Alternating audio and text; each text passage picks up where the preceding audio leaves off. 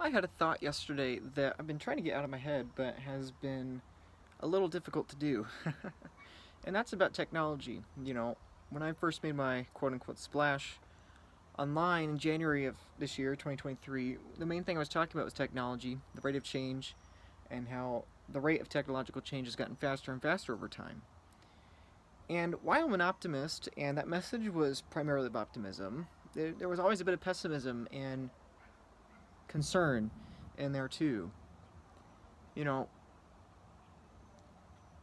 I think it's inevitable, one way or another, that technology changes the world faster and faster. And I think there are pros to that, and I think there are cons to that.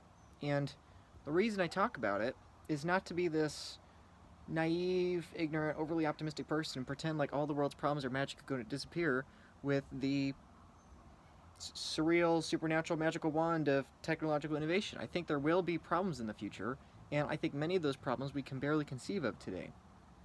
And I think perhaps I want to clarify that I don't know what the future's going to have. None of us know what the future's going to have. And our baseline assumption should be that we have to be thinking about these problems that are going to rise before they rise. Because by the time they rise, they'll be here so fast that we may not have time to react. For example, I'm filming this on a phone, a smartphone, that, well, this one's actually not even that new, but, smartphones didn't exist 15 years ago in the way they do now. And there are many positives with that.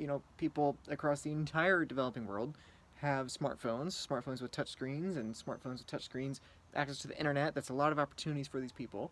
But likewise, look at mental health, look at stress, look at the way that news headlines have dramatically changed towards fear and anxiety-inducing headlines and narratives and stories, misinformation, everything of that sort. In the same time period, you could really correlate the rise of ADHD and attention deficit disorders, along with depression, along with everything else, with smartphones. Same thing goes with so many things that have changed our society. These phones, these devices have changed our brains. They've changed the economic opportunities we've had, and I think that's a good example that we need to be thinking about the innovations of the future. Yeah, but the more specific, larger thought I've had the last couple of days has to do with, is technology making our lives better? You know, like I think about health.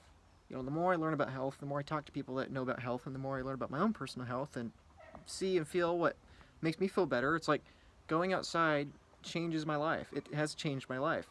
Being in the sunlight for a couple hours a day, having that direct sun exposure with the full spectrum of UV light, walking around, walking barefoot, having connection with the earth. There's the whole grounding universe, but also, it's so much better for your feet, for your ankles, for your legs, for your whole body when you're walking barefoot versus in your shoes all day. I mean, just so many things. To me, again and again, comes back to the simple things: eat solid foods, spend time outside, spend time in sunlight, get lots of steps in, be active, don't overeat.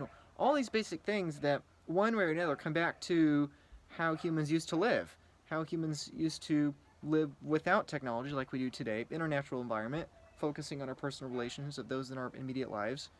And so the funny irony is that, okay, we have manufactured this technological world where now we are separate from the natural world. And it's like, is that better or not?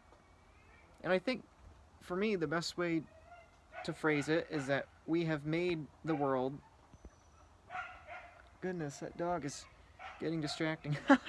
But we have made the world in this way that we can prevent death, or we can avoid death much better in the past. We can protect ourselves against predators, against barking dogs, against the cold elements.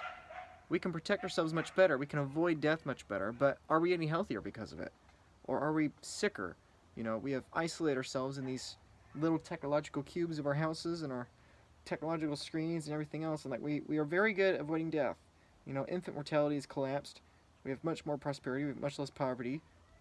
Very few people in the developed world starve or, dehydrate without thirst. We're very good at surviving now, but are we really thriving more than we would have if we were to survive? It's just an interesting paradox.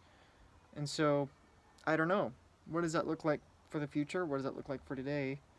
And I think the irony with more and more technology is that it forces me to reallocate my time back to quote unquote natural activities of eating healthier, being outside, and everything of that sort. So yeah, just some interesting musings. And if that is the case, if that irony is the case, then Bitcoin is like this accumulation of technologies that buys our time back.